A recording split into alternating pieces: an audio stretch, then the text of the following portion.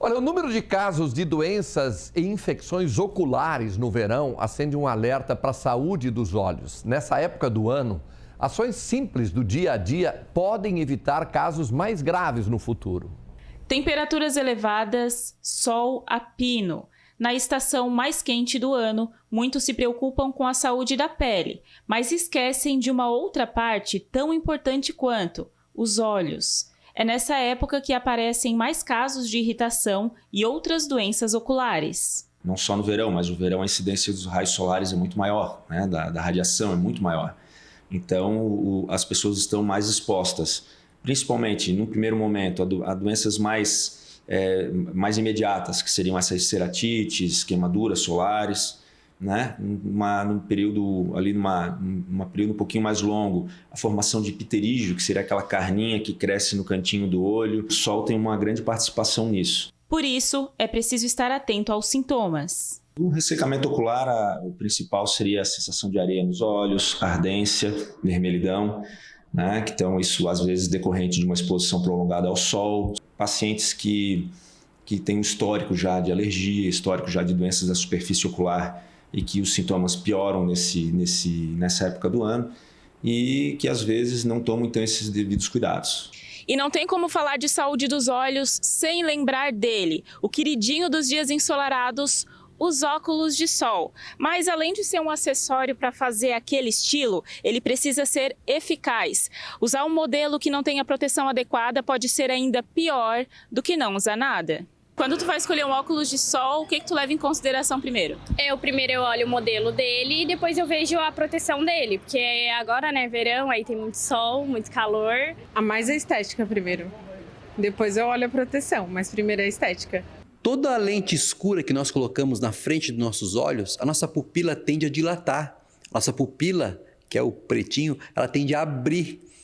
Independente se essa lente tiver proteção ou não, qualquer objeto escuro que você põe na frente, qualquer lente escura que você põe na frente da lente, da pupila, ela vai dilatar, ela vai abrir. A pupila vai dilatar. Só que a gente tem um problema aí. A pupila vai dilatar e aquela lente não tem a proteção UV.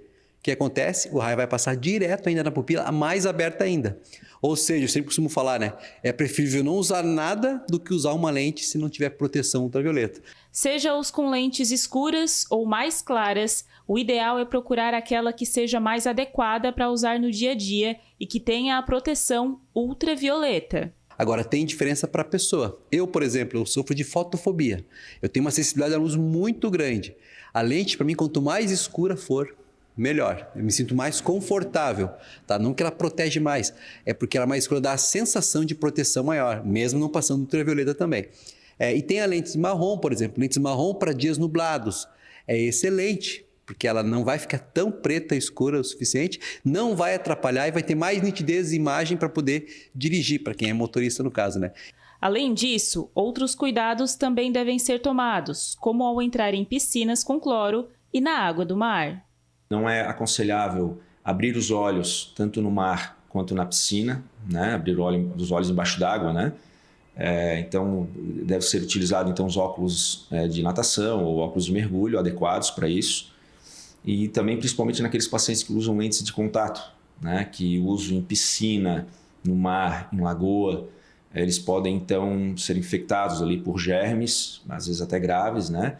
E que podem causar irritação até sintomas mais graves, infecções mais graves. Nesses casos, a lente de contato deve ser evitada. Se não for possível, eventualmente o paciente tem um grau muito forte ou não tem um óculos de grau escuro, né? Existem até lentes de contato de uso diário, são descartadas com apenas um dia de uso, né? Então, são lentes mais adequadas para esses pacientes que já estão programando a utilização de piscina com uma frequência maior ou ao mar também com uma frequência maior. O cuidado também deve ser dado ao uso de colírios. Dê preferência a usar apenas colírios lubrificantes. Caso o problema persista após algum tempo, deve procurar um profissional para ser avaliado.